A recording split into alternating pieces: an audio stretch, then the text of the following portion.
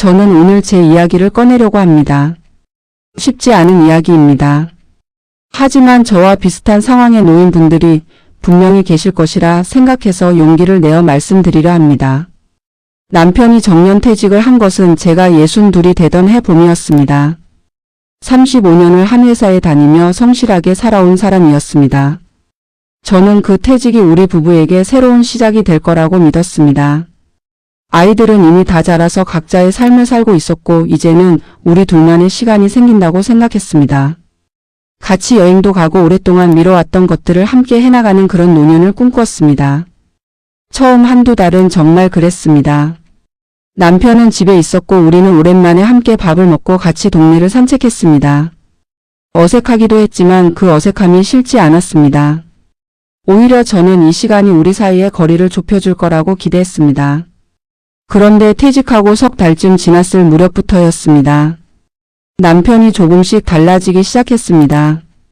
처음에는 그저 산책을 나간다고 했습니다. 아침 일찍 혼자서요. 그것은 이상한 일이 아니었습니다. 퇴직한 남자들이 무기력해지지 않으려고 운동을 시작한다는 이야기를 많이 들었으니까요. 저도 처음에는 잘 됐다고 생각했습니다.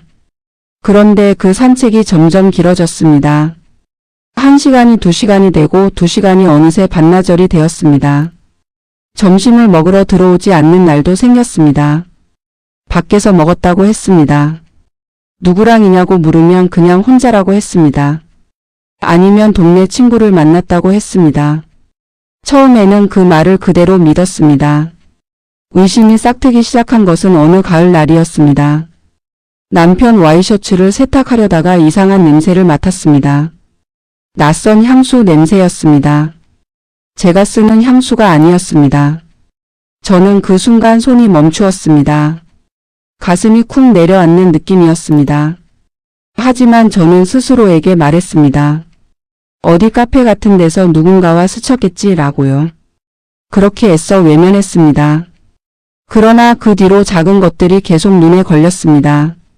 남편이 핸드폰을 항상 뒤집어 놓기 시작했습니다. 전에는 그런 습관이 없었는데요. 화장실에 들어갈 때도 핸드폰을 들고 들어갔습니다. 밤에 잠들기 전에 핸드폰을 만지작거리는 시간이 길어졌습니다. 제가 가까이 다가가면 서둘러 화면을 끄거나 딴 데를 보는 것 같았습니다. 어느 날 저는 조심스럽게 물었습니다. 요즘 핸드폰을 많이 보네 라고요. 남편은 별것 아니라는 듯이 유튜브를 본다고 했습니다. 등산 관련 정보를 찾아본다고 했습니다. 저는 더 묻지 않았습니다. 하지만 가슴 한쪽이 계속 무거웠습니다. 그 무게가 더는 감당이 안 되던 날 저는 남편 핸드폰을 보고 말았습니다. 남편이 샤워하러 들어간 사이 거실에 놓인 핸드폰 화면이 들어왔습니다. 잠금이 풀려 있었습니다.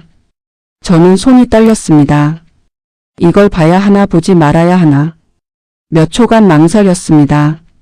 그리고 저는 화면을 눌렀습니다. 카카오톡에 낯선 이름이 있었습니다. 여자 이름이었습니다. 마지막 메시지 시간이 2시간 전이었습니다. 저는 그 대화창을 열었습니다. 다 읽지 않았습니다. 몇 줄만 봤는데도 충분했습니다. 다정한 말들, 만남을 약속하는 말들, 제가 남편에게서 들어본 적 없는 말들이 거기 있었습니다. 저는 핸드폰을 내려놓고 그 자리에 앉아 있었습니다. 눈물이 나지 않았습니다. 오히려 머릿속이 텅 빈 것 같았습니다. 35년 제 인생의 절반 이상을 함께한 사람이 그런 짓을 하고 있었다는 것이 실감이 나지 않았습니다. 이건 현실이 아닌 것 같았습니다. 남편이 샤워를 마치고 나왔을 때 저는 아무 말도 하지 않았습니다. 그날 밤 내내 아무 말도 하지 않았습니다. 저는 그냥 모른 척했습니다. 왜냐하면 그 순간 저에게는 이 사실을 어떻게 해야 할지 아는 힘이 없었으니까요.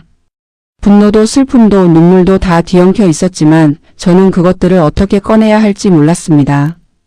그날 밤 저는 이불 속에서 생각했습니다. 나는 이 결혼을 어떻게 생각하고 있었나? 나는 이 남자를 어떻게 생각하고 있었나? 그리고 나는 지금 어떻게 해야 하나? 답이 쉽게 나오지 않았습니다. 하지만 저는 그날 밤 한 가지만큼은 결심했습니다. 감정에 휩쓸려 즉흥적으로 행동하지 않겠다는 것이었습니다. 이 상황을 제대로 보고 제대로 생각하고 그 다음에 움직이겠다고요. 그 결심이 나중에 저를 지켜주었습니다. 제가 무너지지 않을 수 있었던 것은 그 밤의 그 결심 덕분이었다고 저는 지금도 생각합니다. 다음에 이어질 이야기는 제가 그 이후에 어떻게 상황을 마주했는지 그리고 그 과정에서 제가 무엇을 깨달았는지에 대한 내용입니다. 혼자 이 무게를 짊어지고 계신 분들이 계신다면 조금만 더 들어주세요. 저는 그 다음 날도 아무 말을 하지 않았습니다. 일주일이 지났습니다. 남편은 평소와 다를 것 없이 밥을 먹고 텔레비전을 보고 잠을 잤습니다. 저는 그 모습을 보면서 이 사람이 어떻게 저럴 수 있을까 생각했습니다. 양심의 가책 같은 것은 없는 것인지 아니면 저를 너무 만만하게 보는 것인지 도무지 알 수가 없었습니다. 저는 그 기간 동안 겉으로는 아무렇지 않은 척했지만 속으로는 수백 가지 생각이 오갔습니다. 이혼을 해야 하나? 모른 척 넘어가야 하나? 따져 물어야 하나? 아이들에게 알려야 하나? 생각이 꼬리를 물고 이어졌고 밤에는 잠을 제대로 이루지 못했습니다. 밥맛도 없었습니다. 그런데도 저는 표를 내지 않으려 했습니다. 이유는 단 하나였습니다. 제가 먼저 무너지면 안 된다는 생각이었습니다. 그 즈음에 저는 오랜 친구에게 전화를 했습니다. 40년 가까이 알고 지낸 친구였습니다. 그 친구에게 다 털어놓았습니다. 친구는 한동안 말이 없다가 이렇게 말했습니다. 지금 내가 가장 먼저 해야 할 일은 내 자신을 챙기는 거야 라고요. 남편을 어떻게 할지는 그 다음 문제라고 했습니다. 그 말이 저에게 작은 닻이 되었습니다. 저는 그날부터 의도적으로 제 자신을 들여다보기 시작했습니다. 나는 지금 무엇이 가장 두려운가? 나는 무엇을 잃는 것이 가장 무서운가? 솔직하게 마주하려고 했습니다. 두려움의 정체를 알아야 제대로 움직일 수 있다고 생각했으니까요. 제가 가장 두려운 것은 혼자 남겨지는 것이었습니다. 그게 첫 번째였습니다. 50대 중반부터 60을 넘기면서 저는 이미 체력도 떨어지고 사회적인 연결고리도 많이 좁아진 상태였습니다. 아이들은 제 삶을 살고 있고 가까운 지인들도 각자의 일상이 바빴습니다. 남편이 없어진다는 것은 그 좁아진 세계가 더 작아진다는 의미이기도 했습니다. 그 두려움이 저를 선뜻 행동하지 못하게 막고 있었다는 것을 인정해야 했습니다. 두 번째 두려움은 창피함이었습니다. 주변 사람들이 알게 되면 어떻게 생각할까?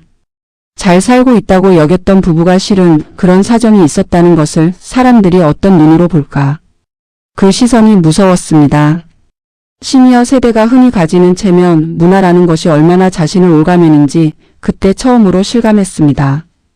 그런데 그 두려움들을 하나하나 꺼내어 보니 이상하게도 조금 가벼워졌습니다. 두려움이라는 것은 정체를 모를 때 가장 크게 느껴집니다. 이름을 붙이고 나면 그것이 전부가 아니라는 것을 알게 됩니다. 저는 혼자가 두렵지만 그렇다고 이 상황을 평생 안고 살아가는 것이 더 나은 선택은 아니라는 것도 알고 있었습니다. 저는 두 번째 주가 끝나갈 무렵 남편과 이야기를 하기로 마음먹었습니다. 하지만 무작정 따지거나 울부짖는 방식으로는 하지 않기로 했습니다. 제가 보고 느낀 것을 차분하게 말하고 남편의 이야기를 들어보겠다고 결심했습니다. 감정을 내려놓겠다는 것이 아니었습니다. 감정에 끌려다니지 않겠다는 것이었습니다. 저녁을 먹고 나서 남편이 텔레비전을 켜려는 순간 저는 말했습니다. 나 할 말이 있어요 라고요. 남편은 리모컨을 든 채 저를 쳐다봤습니다. 저는 덤덤하게 말했습니다. 얼마 전에 핸드폰 봤어요. 다 알고 있어요 라고요. 그 순간 남편의 얼굴이 굳었습니다. 말이 없었습니다. 저는 계속했습니다. 화내려는 게 아니에요. 그냥 솔직하게 이야기를 들어보고 싶어요 라고 했습니다. 남편은 한참 동안 아무 말도 하지 않았습니다. 그러다 천천히 입을 열었습니다. 미안하다고 했습니다. 어떻게 된 거냐고 물었더니 처음에는 그냥 아는 사람이었는데 자꾸 연락이 이어졌다고 했습니다.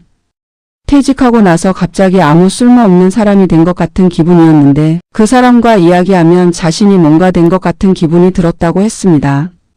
저는 그 말을 들으며 복잡한 감정이 밀려왔습니다. 분노도 있었고 슬픔도 있었지만 동시에 어딘가 낯설지 않은 감정도 있었습니다. 남편이 퇴직 후 얼마나 공허함을 느끼는지 저도 사실 완전히 모르는 척 살았다는 것을 인정해야 했습니다. 이 이야기를 꺼내는 이유는 불륜을 용납하자는 것이 아닙니다. 다만 시니어 부부의 위기에는 생각보다 훨씬 복잡한 감정의 층이 있다는 것을 말씀드리고 싶어서입니다. 상대를 악인으로만 규정하는 순간 우리는 그 복잡한 층을 보지 못하게 됩니다. 그리고 그 층을 보지 못하면 진짜 문제를 해결할 수 없습니다. 저는 그날 밤 남편과 긴 이야기를 나눴습니다. 오랜만에 진짜 이야기를 한 것 같았습니다. 쉽지 않았습니다. 중간에 목소리가 떨리기도 했습니다. 하지만 그 대화가 없었다면 이후의 이야기도 없었을 것입니다. 다음에는 그 대화 이후 제가 어떤 선택을 했는지 그리고 그 선택이 저를 어디로 이끌었는지를 말씀드리겠습니다. 그날 밤 남편과 나눈 대화는 새벽까지 이어졌습니다. 저는 그 대화가 끝난 후 이상하게도 조금 홀가분했습니다. 억눌러 왔던 무언가가 밖으로 나온 느낌이었습니다. 물론 문제가 해결된 것은 아니었습니다. 남편의 행동이 용서된 것도 아니었습니다. 그러나 적어도 우리는 서로의 얼굴을 마주보고 진짜 말을 했습니다. 그것만으로도 저는 조금 달라진 기분이었습니다. 며칠이 지났습니다. 남편은 그 여자와 연락을 끊었다고 했습니다. 제가 확인한 것은 아니었습니다. 믿어야 하나 말아야 하나 그것도 저를 한동안 괴롭혔습니다. 믿었다가 또 배신당하면 어떡하나 하는 마음과 그렇다고 의심만 하며 살아가는 것이 과연 제대로 된 삶인가 하는 마음이 번갈아 들었습니다. 저는 그 갈등 속에서 한 가지 기준을 세우기로 했습니다. 남편을 감시하거나 통제하는 방식으로는 살지 않겠다는 것이었습니다. 핸드폰을 몰래 보거나 뒤를 밟거나 하는 행동은 결국 저 자신을 더 지치게 만든다는 것을 직감적으로 알았습니다. 상대를 의심하는데 에너지를 쏟기 시작하면 그 에너지는 결국 자기 자신을 갉아먹습니다. 저는 그 함정에 빠지지 않으려 했습니다. 그 대신 저는 저 자신에게 집중하기로 했습니다. 이것이 들으시기에는 너무 단순하게 느껴질 수도 있습니다. 하지만 실제로 해보면 이것이 얼마나 어려운 일인지 알게 됩니다. 우리 세대 여성들은 오랜 세월 동안 자신보다 가족을 먼저 생각하는 방식으로 살아왔습니다. 남편 뒷바라지, 아이들 뒷바라지, 시댁 챙기기. 그렇게 살다 보면 어느 순간 자기 자신이 어디에 있는지 모르게 됩니다. 저도 그랬습니다. 저는 오랫동안 하고 싶었지만 미뤄왔던 것을 하나씩 시작하기로 했습니다. 처음 시작한 것은 글쓰기였습니다. 일기 같은 것이었습니다. 거창하게 시작한 것이 아니었습니다. 그냥 매일 아침 노트에 그날의 감정을 적는 것이었습니다. 기쁜 것도 화나는 것도 억울한 것도 고마운 것도 다 썼습니다. 처음에는 남편에 대한 감정이 대부분이었습니다. 분노와 서운함이 페이지를 가득 채웠습니다. 그런데 그것을 종이에 쏟아내고 나면 신기하게도 마음이 조금 가라앉았습니다.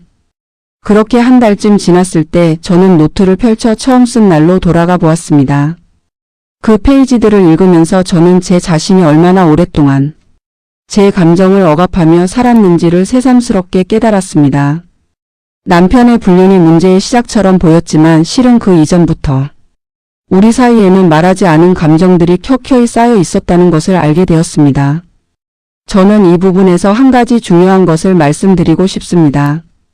시니어 부부 사이에서 발생하는 문제들, 특히 정년퇴직 이후에 불거지는 갈등들은 그 사건 자체만의 문제가 아닌 경우가 많습니다. 수십 년 동안 제대로 나누지 못했던 대화들, 표현되지 못한 감정들, 해소되지 않은 서운함들이 한꺼번에 표면으로 올라오는 경우가 많습니다. 퇴직이라는 사건이 그 계기가 될 뿐입니다. 남편도 마찬가지였습니다. 남편은 퇴직 후에 자신의 정체성이 흔들리는 것을 느꼈다고 했습니다. 회사라는 틀이 사라지고 나니 자신이 누구인지 모르겠다는 것이었습니다. 그 공허함을 저에게 말하지 못했다고 했습니다. 말해봤자 잔소리만 들을 것 같았다고 했습니다. 저는 그 말을 듣고 가슴이 찔렸습니다. 왜냐하면 그것이 아주 틀린 말은 아니었으니까요. 저도 남편의 무기력함을 보면 답답해하며 잔소리를 한 적이 있었으니까요. 부부 사이에서 대화가 끊기는 것은 어느 날 갑자기 일어나는 일이 아닙니다. 아주 서서히 눈치채지 못하는 사이에 일어납니다. 한 번 말하면 잔소리가 되고 한 번 기대하면 실망이 되고 그것이 반복되면 아예 말을 안 하게 됩니다. 그렇게 서로 말이 없어진 자리에 외로움이 들어옵니다. 그 외로움이 엉뚱한 곳에서 채워질 때 문제가 생깁니다. 저는 이것을 남편을 두둔하려는 것이 아닙니다. 다만 이 상황을 제대로 이해하지 않으면 같은 문제가 반복될 수 있다는 것을 알았기 때문에 말씀드리는 것입니다. 문제의 뿌리를 보지 않고 가지만 자르면 뿌리에서 또 다른 가지가 자라납니다. 저는 그 즈음부터 남편에게 제안을 했습니다. 일주일에 한 번 저녁을 먹고 나서 서로 그 주에 있었던 이야기를 나누자고 했습니다. 대단한 것이 아니어도 된다고 했습니다. 그냥 내가 이번 주에 이런 것이 기뻤고 이런 것이 힘들었다는 것을 말하는 시간으로 하자고 했습니다. 처음에는 남편도 어색해했습니다. 수십 년을 그렇게 살지 않았던 사람이 갑자기 감정 이야기를 꺼내는 것은 쉽지 않았습니다. 그러나 저는 포기하지 않았습니다. 제가 먼저 말했습니다. 이번 주에 꽃집 앞을 지나는데 목련이 피어 있어서 기분이 좋았다. 이런 사소한 것부터 시작했습니다. 남편도 조금씩 따라왔습니다. 변화는 느렸습니다. 하지만 분명히 있었습니다. 그리고 그 느린 변화가 저에게는 무엇보다 소중한 것이 되었습니다. 다음에는 그 변화가 어디로 이어졌는지 그리고 제가 이 과정에서 배운 것들이 무엇인지를 말씀드리겠습니다. 변화가 느리다는 것을 알면서도 저는 조급해질 때가 많았습니다. 한번 대화가 잘 됐다 싶으면 이제 다 나아진 것 같은 기분이 들었다가 다음날 남편이 또 말수가 없어지면 다시 원점으로 돌아간 것 같은 좌절감이 밀려왔습니다. 그 기복이 저를 많이 흔들었습니다.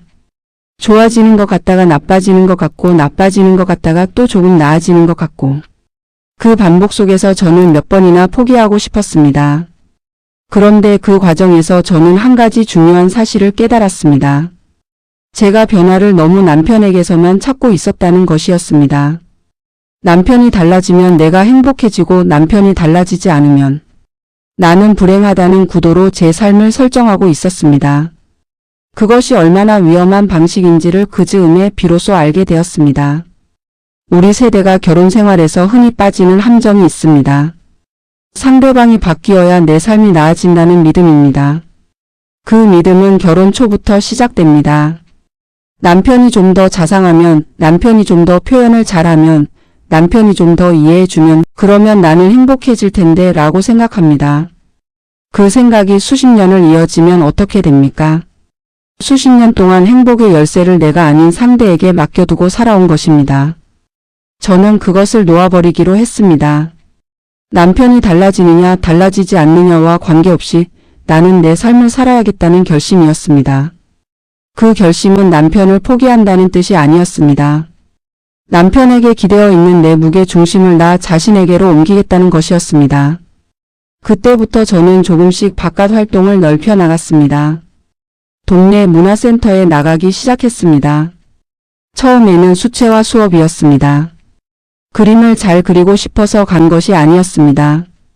그냥 일주일에 2번 집 밖에 나가서 나와 비슷한 나이대의 사람들과 같은 공간에 있고 싶었습니다. 처음 몇 번은 어색했습니다. 그런데 붓을 들고 색을 칠하다 보면 이상하게도 머릿속이 조용해졌습니다. 남편 생각도 불륜 생각도 앞으로 어떻게 해야 한다는 생각도 그 시간만큼은 잠잠해졌습니다. 수업을 같이 듣는 분들과 조금씩 친해지기 시작했습니다. 나이도 비슷하고 살아온 결이 비슷한 분들이었습니다. 말하지 않아도 알아주는 것들이 있었습니다. 어느 날 그중 한 분이 저에게 말씀하셨습니다. 우리 나이에 새로운 사람을 만나는 게 쉽지 않은데 여기 나온 것만으로도 대단한 거라고요. 그 말이 왜 그렇게 위로가 됐는지 모릅니다. 눈물이 날 뻔했습니다. 저는 그분들을 보면서 많은 것을 배웠습니다. 각자의 사정이 있었습니다. 남편을 먼저 떠나보낸 분도 있었고 자식과 연이 끊긴 분도 있었고 몸이 좋지 않으면서도 나오시는 분도 있었습니다. 그런데 그분들은 모두 각자의 방식으로 오늘을 살아내고 있었습니다. 그 모습이 저에게는 살아있는 교과서 같았습니다. 그 시간들이 쌓이면서 저는 조금씩 달라지기 시작했습니다. 남편의 일거수일투족에 촉각을 곤두세우던 것이 줄어들었습니다. 물론 완전히 사라진 것은 아니었습니다. 여전히 불쑥불쑥 의심이 올라올 때가 있었습니다. 하지만 그 의심이 올라오더라도 거기에 온종일 붙들려 있지는 않게 되었습니다. 저만의 시간과 공간이 생기면서 그것이 저를 붙들어 주었습니다. 남편도 그 변화를 느꼈는지 어느 날 이런 말을 했습니다. 요즘 당신 달라진 것 같다고요. 어떻게 달라졌냐고 물었더니 전보다 여유가 생긴 것 같다고 했습니다. 저는 속으로 쓴 웃음이 났습니다. 달라진 것이 맞기는 한데 그게 쉽게 만들어진 여유가 아니었으니까요. 그런데 그 말이 저를 조금 생각하게 만들었습니다. 남편이 저에게서 여유를 느꼈다는 것은 그 전에 저에게는 여유가 없었다는 말이기도 했습니다. 저는 오랫동안 팽팽하게 긴장된 상태로 살았던 것입니다. 남편 눈치를 보면서 아이들 걱정을 하면서 집안일을 챙기면서 그 긴장이 일상이 되다 보니 제가 그것을 느끼지도 못했습니다. 이 이야기를 들으시는 분들 중에 지금 비슷한 상황에 계신 분이 있다면 저는 이 말씀을 꼭 드리고 싶습니다. 상대를 바꾸려 하기 전에 먼저 나 자신을 살피십시오. 내가 지금 어떤 상태인지, 나는 무엇이 필요한지, 나는 무엇을 원하는지 그것을 먼저 알아야 합니다. 그것이 이기적인 것이 아닙니다. 오히려 그것이 관계를 지속하는 데 있어 가장 근본적인 힘이 됩니다. 자신을 잃은 사람은 관계에서도 중심을 잃습니다. 중심을 잃은 사람은 상대에게 끌려다니거나 반대로 상대를 지나치게 통제하려 합니다. 두 가지 모두 관계를 망가뜨립니다. 내가 내 중심에 서 있을 때 비로소 상대와 건강한 방식으로 이어질 수 있습니다. 저는 아직도 그 중심을 잡아가는 중입니다. 다 해결됐다고 말씀드릴 수 없습니다. 하지만 예전보다는 분명히 다른 곳에 서 있습니다. 다음에는 그 이후로 우리 부부 사이에 어떤 일들이 있었는지, 그리고 제가 시니어 남녀 관계에서 가장 중요하다고 느낀 것이 무엇인지를 말씀드리겠습니다. 그 이후로 계절이 2번 바뀌었습니다.